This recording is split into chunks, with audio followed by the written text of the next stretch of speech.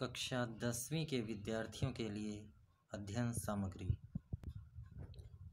विषय हिंदी, उपविषय वाच्य व निपात। अपेक्षित अधिगम लक्ष्य।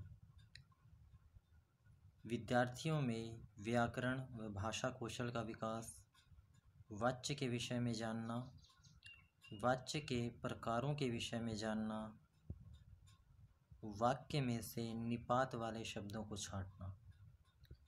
अब हम एक नज़र डालते हैं वाच्य एवं उसके प्रकार पर। वाच्य की परिभाषा।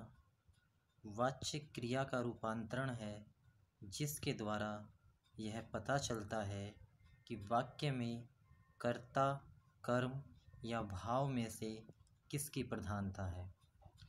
वाच्य के 3 प्रकार हैं। पहला कर्तृवाच्य, दूसरा कर्मवाच्य और तीसरा भाववाच्य। कर्तृवाच्य के बारे में पढ़ते हैं। कर्तृवाच्य की परिभाषा।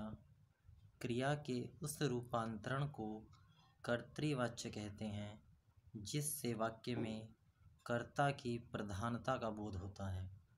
इसके उदाहरण हैं राम ने दूध पिया, मोहन ने पुस्तक पढ़ी। इन दोनों वाक्यों में जो रेखांकित शब्द है वह राम और मोहन है।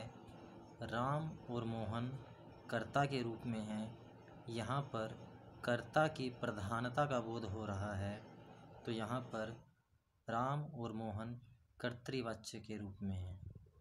कर्मवाच्य। क्रिया के उस रूपांतरण को कर्मवाच्य कहते हैं जिससे वाक्य में कर्म की प्रधानता का बोध होता है। उदाहरण गीत गाया गया, पुस्तक पढ़ी गई। यहाँ पर गीत और पुस्तक कर्म का प्रतीक है और उनकी प्रधानता होने के कारण यहाँ पर कर्मवाच्य है। भाववाच्य। क्रिया के उस रूपांतरण को भाववाच्य कहते हैं जिससे वाक्य में भाव या क्रिया की प्रधानता का बोध होता है। इसके उदाहरण देखें। मुझसे चला नहीं जाता, उससे चुप नहीं रहा जाता। इन दोनों वाक्यों में भाव की प्रधानता है। अभ्यास के लिए कर्मवाच्य में बदलें। पान वाला नया पान खा रहा था। पान वाले द्वारा नया पान खाया जा रहा था। दूसरा वाक्य देखें। नेताजी ने देश के लिए सब कुछ त्याग दिया। इसे हम बदलेंगे कर्मवाच्य में, तो ये बनेगा नेताजी द्वारा देश के लिए सब कुछ त्याग दिया गया। अब हम भाववाच्य में बदलेंगे। माँ बैठ नहीं सकती, माँ से बैठा नहीं जाता। एक दूसरा वाक्य देखें। मैं देख नहीं सकती। जब इसे हम भाववाच्य में बदलेंगे तो यह वाक्य इस प्रकार होगा, मुझसे देखा नहीं जाता। एक और वाक्य, चलो अब सोते हैं। इसे जब भाववाच्य में बदलेंगे तो ये बनेगा, चलो अब सोया जाए। ये तो था वाच्य। अब निपात के बारे में थोड़ा पढ़ेंगे। निपात।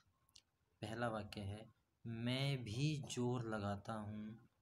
मैंने कहा तो था, मेरी बात तो सुनो, बस इतना ही काफ़ी है। वाक्य में किसी बात पर जोर देने का काम करने वाले शब्दों को निपात कहते हैं। जैसे ऊपर लिखित वाक्यों में भी, तो और ही निपात के उदाहरण हैं। निपात छांटिए। नगर पालिका थी तो कुछ न कुछ करती भी रहती थी। इस वाक्य में निपात 2 शब्दों पर हुआ है, एक तो और दूसरा भी। यानी चश्मा तो था लेकिन संगमरमर का नहीं। इस वाक्य में निपात 2 शब्द पर हुआ है। हालदार साहब अब भी नहीं समझ पाए। यहाँ पर भी शब्द पर निपात हुआ है। किसी स्थानीय कलाकार को ही अवसर देने का निर्णय लिया गया होगा।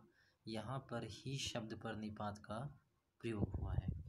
इस प्रस्तुति को ध्यानपूर्वक देखने के लिए आपका धन्यवाद।